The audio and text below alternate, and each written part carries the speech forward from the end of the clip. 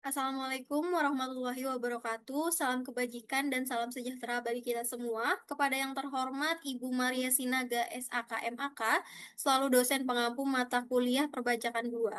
Pada kesempatan kali ini, kami akan mempresentasikan materi tentang bea materai, yaitu pajak atas dokumen yang memiliki kekuatan hukum sebagai alat bukti. Nah, dalam presentasi ini, kelompok kami beranggotakan 5 orang sebenarnya, tapi yang satu tidak aktif. Jadi yang aktif dalam presentasi kali ini ada Heni Suheni, Nurwinda Sari Ahman, Santina, dan Zikrina Istighfaro. Untuk bea materai merupakan pajak atas dokumen, sedangkan dokumen adalah tulisan, yaitu tulisan tangan, cetakan, atau elektronik yang dapat digunakan sebagai alat bukti atau keterangan. Dan yang ketiga ada tanda tangan yang merupakan lambang nama termasuk paraf, captera nama, dan tanda tangan elektronik. Dan yang keempat, materai sendiri merupakan label atau tanda resmi yang diterbitkan oleh pemerintah Republik Indonesia sebagai bukti pembayaran pajak atas dokumen. Jenis-jenis bea materai ada 3, yaitu materai tempel yang ditempel pada dokumen, ada materai elektronik atau e-materai yang dibubuhkan melalui sistem elektronik, dan yang terakhir ada materai dalam bentuk lain seperti materai teraan digital, materai komputerisasi, dan materai percetakan. Dasar hukum bea materai di sini ada 5, yaitu Undang-Undang Nomor 10 Tahun 2020 tentang bea materai, PMK Nomor 3 Tahun 2021 tentang penetapan pemungutan bea materai dan tata cara pemungutan, penyetoran dan pelaporan bea materai, PMK Nomor 3 Tahun 2021 tentang pembayaran bea materai, ciri umum dan ciri khusus pada materai tempel, kode unik dan keterangan tertentu pada materai elektronik, materai dalam bentuk lain dan penentuan keabsahan materai serta pemeteraan kemudian. Dan yang keempat ada Peraturan Perpajakan 2021 tentang tata cara pelunasan selisih kurang bea materai yang terutang atas dokumen berupa cek dan bilet giro. Dan yang terakhir ada PMK nomor 78 tahun 2024 tentang ketentuan pelaksanaan bea materai. Untuk selanjutnya akan dibacakan oleh Kak Heni.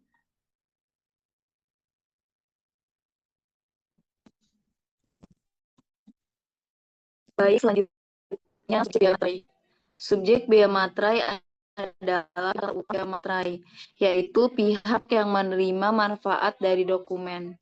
Pihak yang menjadi subjek yaitu orang pribadi, badan usaha, dan instansi pemerintah.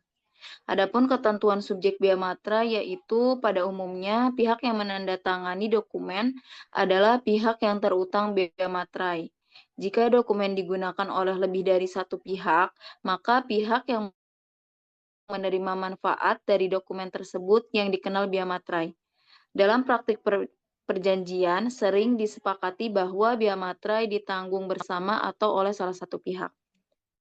Selanjutnya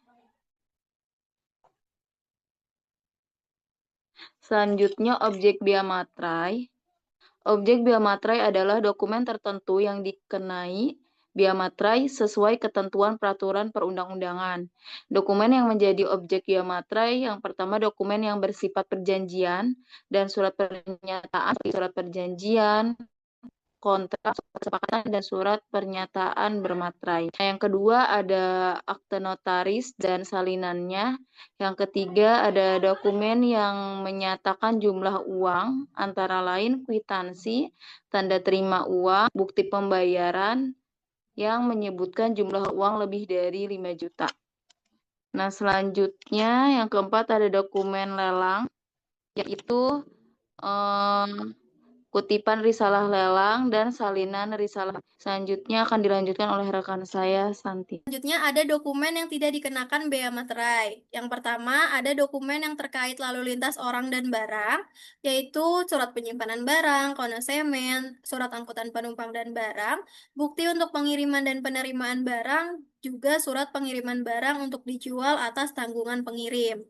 Dan yang kedua ada segala bentuk ijazah. Yang ketiga ada tanda terima pembayaran gaji, uang tunggu, pensiunan, uang tunjangan, dan pembayaran lainnya yang berkaitan dengan hubungan kerja serta surat yang diserahkan untuk mendapatkan pembayaran yang dimaksud. Yang keempat, ada tanda bukti penerimaan uang negara dari kas negara, kas pemerintah daerah, bank, dan lembaga lainnya yang ditunjuk oleh negara berdasarkan ketentuan perundang-undangan yang berlaku. Yang kelima, ada kwitansi untuk semua jenis pajak dan untuk penerimaan lainnya yang dapat dipersamakan dengan itu yang berasal dari kas negara, kas pemerintahan daerah, bank, dan lembaga lainnya yang ditunjuk berdasarkan ketentuan peraturan perundang-undangan.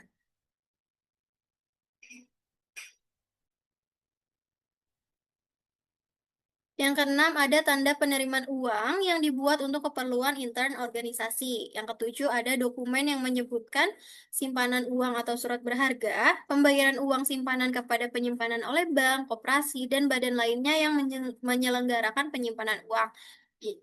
Dan juga ada pengeluaran surat berharga oleh kustodian kepada nasabah. Yang kedelapan, ada surat gadai. Yang kesembilan, ada tanda pembagian keuntungan, bunga, atau imbal hasil dari surat berharga dengan nama dan dalam bentuk apapun. Dan yang kesepuluh, ada dokumen yang diterbitkan dan dihasilkan oleh Bank Indonesia dalam rangka pelaksanaan kebijakan moneter. Untuk selanjutnya akan dibacakan oleh Kasantina.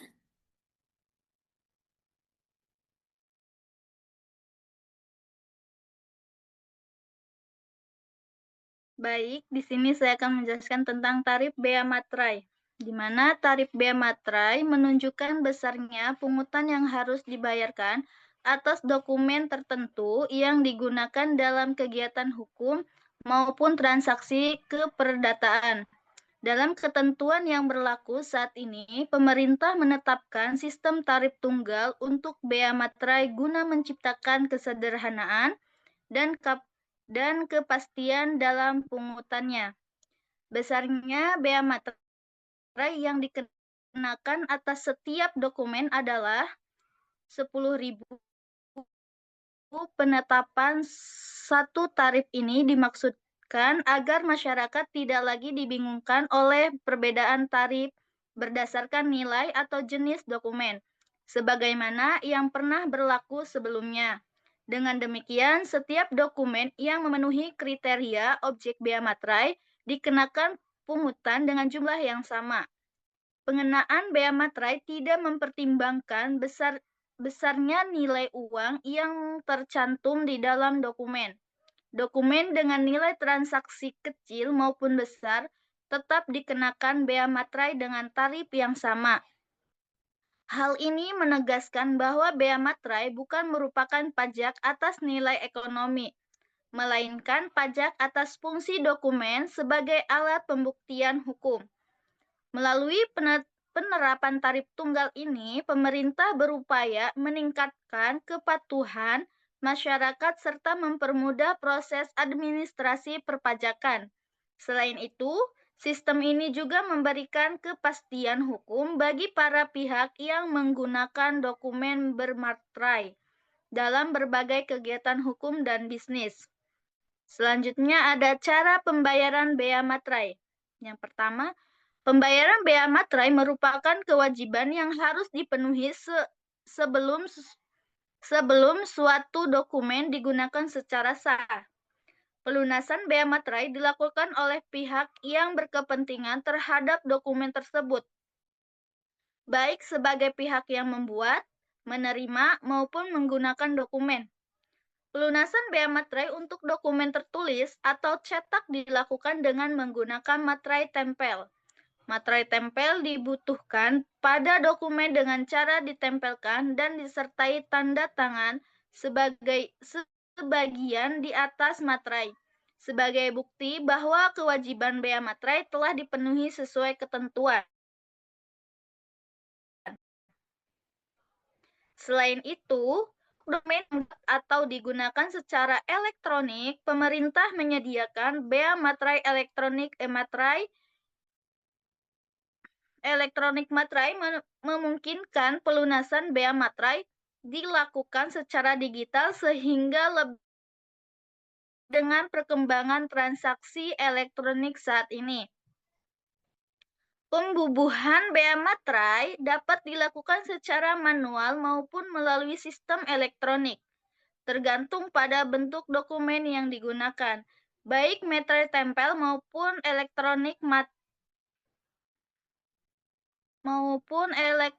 materai diperoleh melalui mitra resmi yang ditunjuk oleh Direktorat Jenderal Pajak, seperti bank, kantor pos, dan penyedia layanan elektronik.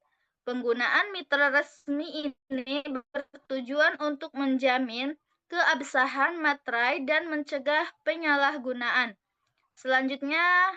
Materi selanjutnya akan dibacakan oleh rekan saya.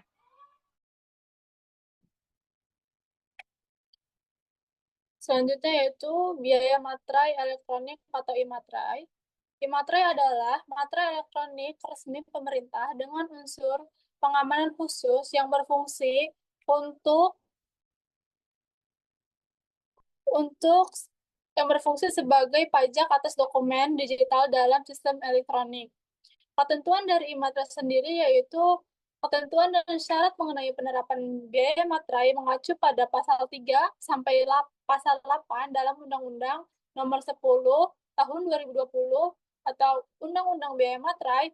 Untuk ketentuan e-materai sendiri diatur secara khusus dalam Peraturan Menteri Keuangan Nomor 13.4 PMK 03/2021. Penggunaan e-materai secara resmi ditetapkan mulai tanggal 10 Oktober 2021. Adapun penggunaan dari e-materai ini sendiri yaitu untuk legalitas perdata, menjadi alat keterangan sah untuk peristiwa atau perjanjian bersifat pradata.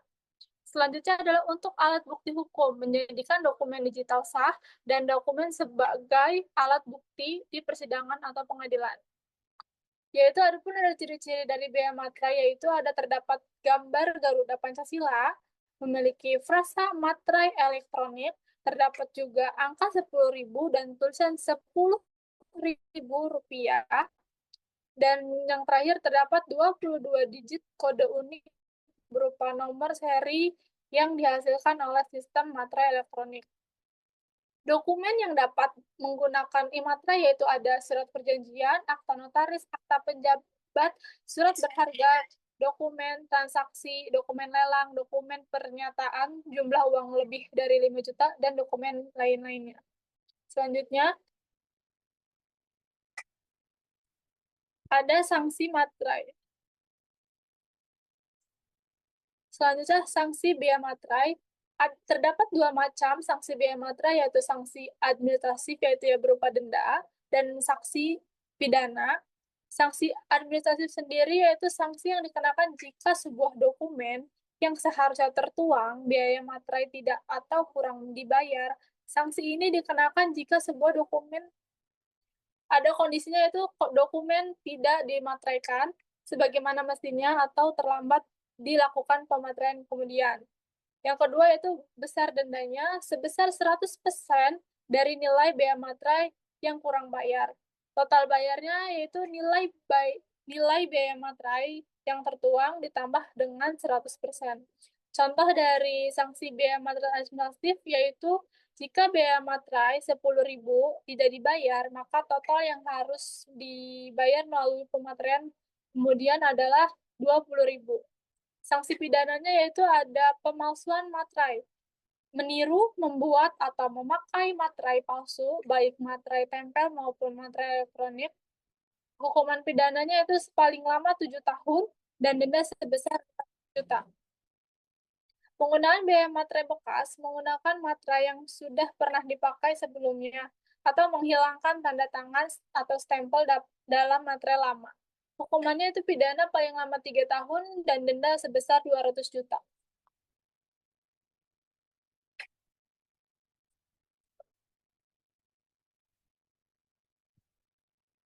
Selanjutnya ada pembahasan soal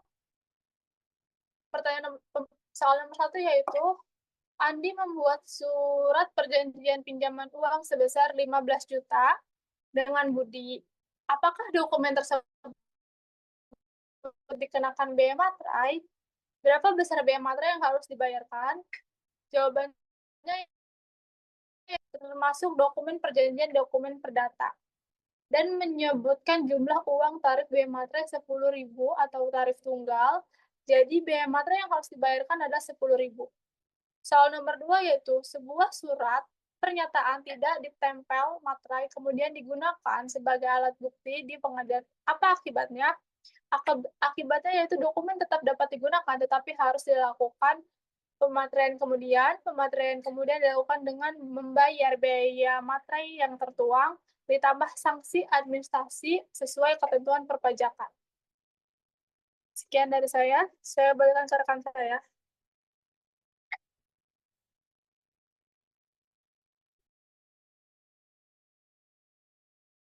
Demikian pemateri mengenai biaya materai yang dapat kami sampaikan. Semoga penjelasan ini dapat membantu kita dalam memahami lebih jauh tentang apa itu biaya materai.